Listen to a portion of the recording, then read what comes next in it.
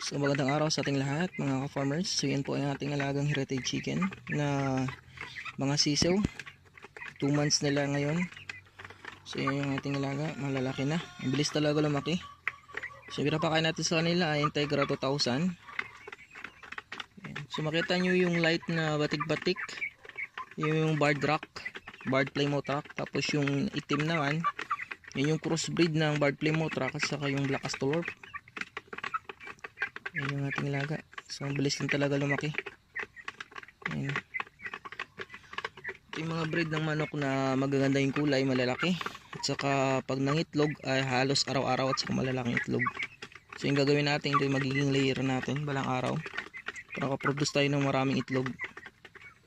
So yun lang, maraming salamat yung lahat. God bless us all.